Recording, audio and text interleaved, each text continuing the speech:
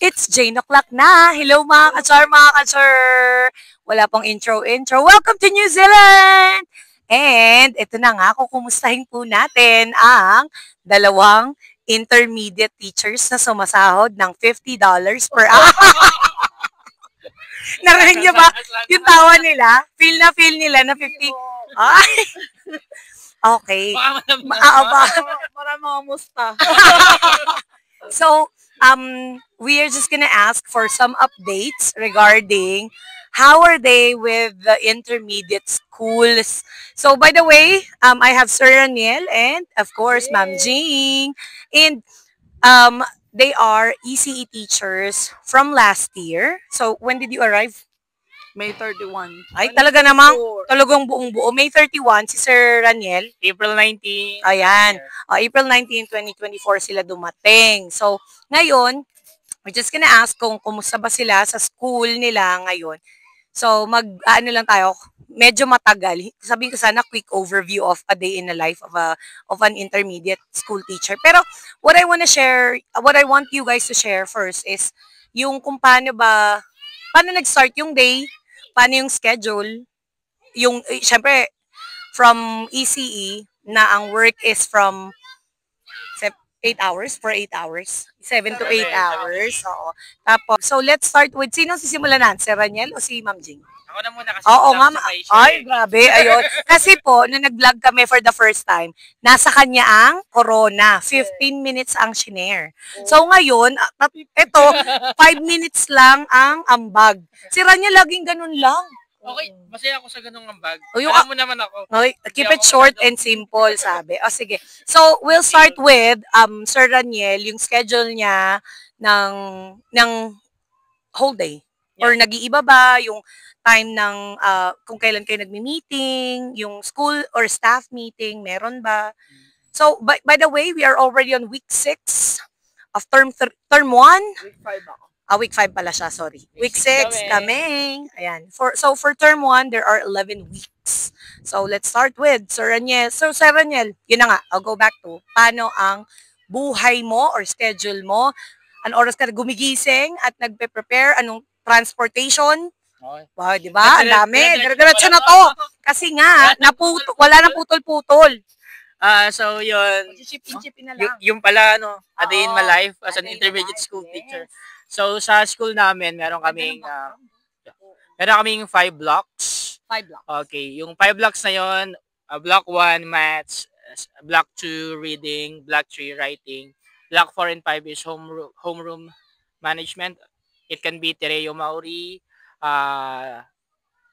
early resilience, and the completion of the different tasks from the learning areas na ginagawa ng mga bata. How long yon yung blocks or period? So, yung per blocks namin, meron kaming 50 minutes each blocks. 50. So, after ng block 1 and block 2, meron 30 minutes sa break yung mga bata wherein maglalaro sila sa labas. So, tama? Block 1 and block 2, magkasunod lang, yes. Okay, 50-50. Yeah, tapos, 50-50 siya.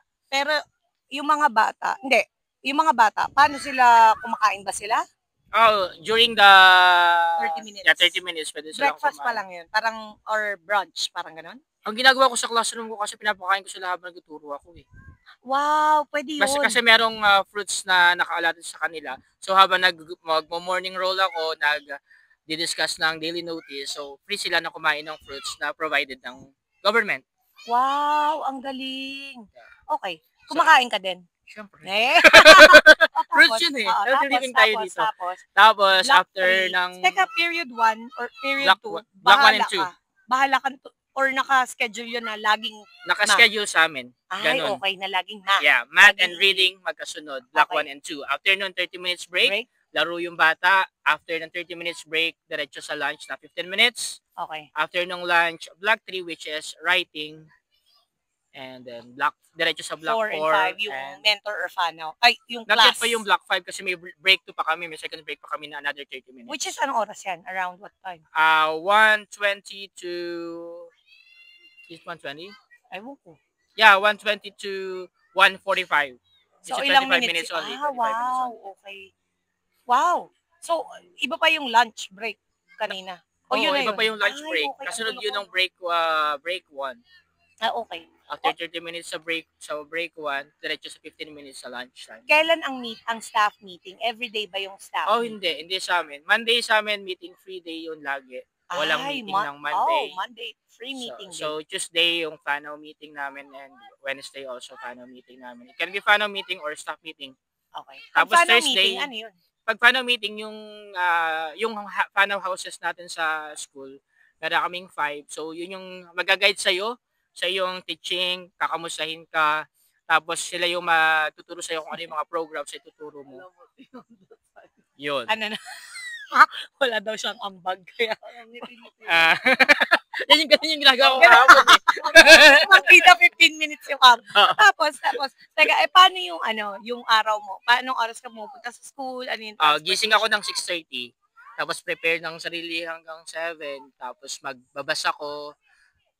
Tapos dumating ako sa school ng 7:36. Ganun. Anong oras yung bus mo? Gaano katagal? Yung bus from bahay? Yung bus ay nasa 14 minutes pagka Okay. Pero sabi yung mo bus, hindi naman nalilate. Hindi nalilate kasi on time lagi sila. It's either earlier or just on time.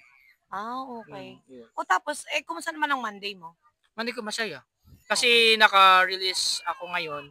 Ano naman yung release? Yung baka hindi pa na-share natin. Yes, no? yes. Ano So yung release date as an overseas Filipino overseas trained teachers. So meron kang mga release dates kung saan pwede kang gumawa nung para sa PD mo, sa PGC, professional growth cycle mo, or pwede din yung about sa mga ituturo mo sa susunod na araw. Yun. Binibigyan ka ng release dates na hindi ka magtuturo sa iyong estudyante, which is good. But very easy for me. tuwing kailan yung release period or release day? Buong araw ba yan? Oh. Wow! Buong! Tapos binabayaran ka ng gobyerno? Yes, buong araw. Grabe. Sa aming school, yung mga overseas trained teachers, meron kaming, per term, may allotted kami na 10 days na release days. Wow. So, for example, meron tayong 11 weeks ngayon. So, per week, meron kang 1 day. 11 weeks pag term 1. Sa amin, 11. O, di, iba yung school mo. Kakainis yung 5 pa lang ako. Oo, week kasi 5. na-late ng kanila. Hindi, pero ang pasok mo, 28 din. Pero yung mga bata Bakit yun? kanila, hindi nagpasok ng 28. Kami lang yung hindi. kanila. Ay, okay. Hi. Tapos, go play there. Dali, run. Tapos yun, meron din kaming, every Wednesday, mag-start na kami ngayong week ng aming learning areas. Ano naman yun? Yung learning areas is technology sa amin, language, PE, arts, and... So, mas marami to compared doon sa Block 4 and 5. Iba yun. Iba pa yun. Iba pang subject yun. Bakit may ganun? May in-explain ba yun kung bakit ngayon meron na silang ganung additional subject? Para maging equip yung mga bata. Ito ay optional. Hindi siya optional kasi nasa Talagang aming yun yung program curriculum. namin. Program yun. Curriculum Okay. namin. Ano ba yan? Every Wednesday. Nagulat din ako. May commercial na naman. Alam niyo po, hindi ko alam kung napapansin po ba siya. Gusto niya po ba siya na lang yung magkwento kami na makikinig ni Raniel. Pwede naman, Jing. Sabihin mo lang. Taka lang.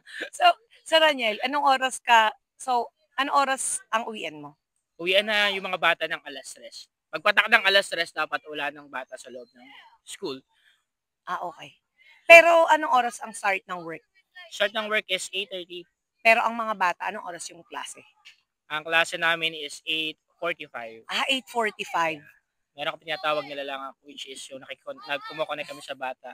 It can be play or it can be sharing. Pero, ito pa pala, every Friday sa amin, meron kaming assembly wherein magbibigay kami ng merit certificate sa mga bata. marriage certificate. Merit. Charot lang. Ginawa pa ng issue si Raniel. Tapos, bigla akong nagkasal ng mga bata doon. Yes. Teka lang. How many students do you have in a class? Yung bata ko ngayon is 24 only. 24. Yes. Tapos yung students mo, may mga Filipinos ba sa school niyo? I have 2 Filipino students. Ay, okay. Na ano ba yan, nakakapagsalita pa ba sila ng Tagalog or hindi na? Nagkasalita po silang Tagalog. Pinakausap nagkasalita. po sila ng Tagalog. Ay, okay. Ay, okay. Pero sila, pag nagre-respond, English na. Yeah. Ay, okay. Fluent So, sila sa English. ibig sabihin, naiintindihan ka pa nila, pero hindi talaga... Hindi na nila ginagamit yung language natin. Ayan. Sorry, but, yun. Hindi ko alam paano. Ano mo? Paano aalisin yung mga bata? Nandito, nandito ako banda. Pababa na ako. Patanggal na ako sa frame ng video. Ngalay. Kasi stop yung ating upuan. Nag-umpisa, nakikita ba yung takin ko? Parang dibdib ko na lang yung ano ngayon. By the way, nasa playground po pala kami nagba-vlog. Kaya, kung may nakikita po kayong dumadaan, Oh, yung mga dumadaan, katulad po ng batang to, hindi namin to kakilala. Teka lang, Raniel, pag Friday, ano yung ginagawang merit? As in weekly yun? weekly sa amin, merong nakakatanggap ng certificate yung Anong klaseng Mga bata. certificate? based on the teacher's observation. So ikaw ang namimili? Yes. Homeroom teacher na namimili. Kailan ka dun sa 5 periods or sa 5 blocks na yun? Nagdumudulas talaga siya. Dun sa 5 blocks, anong tawag dito? Naaano ka? Umaalis ka? Yung ibig sabihin, hinahandle mo ba sila? Oh, lagi. Lahat yun, hindi ka umaalis. Bawal umalis. Walang transitioning. Wala.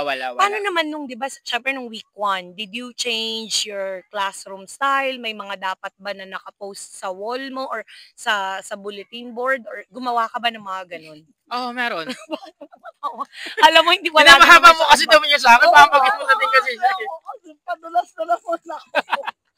Teka, Daniel, yung nag-design ka ba ng Oo naman. Bago dumating yung mga bata, kailangan prepare din yung classroom. Okay na dapat yung classroom setup mo. Yung Okay classroom yung tables. setup, meron bang parang, ito yung model classroom? Wala na- naman. Okay, kailangan may birthdays, kailangan may... Walang, mahalaga lang sa kanila is yung Vision parang mission vision yan, lang meron din din. sa atin. Ganun. Paano Kaya yung purpose nila, values.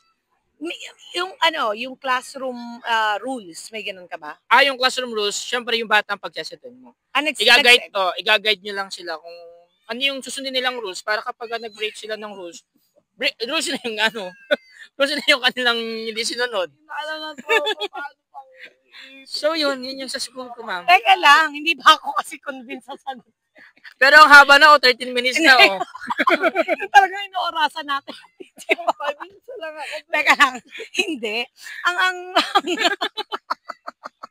yung sinasabi ko, Raniel, kasi, alimbawa, ika-compare ko lang. Kasi sa high school setting, wala kaming kailangan i-prepare. Kami lang, prepare namin yung sarili namin.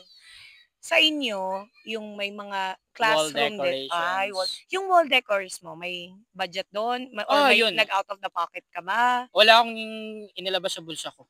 Kasi Okay. wala akong lalabas. Joke. Ano pala? Kasi Paano? may school budget na bibigay sa inyo. Kasi bagong hired kami na teachers, may allotted sa amin na $100 as starting. Wow. So yun ay pwede naming orderin sa school kung ano yung mga gamit na kailangan namin So, sa sa classroom. school lang to, hindi pwedeng yung ikaw yung bibili sa Pwede din. store.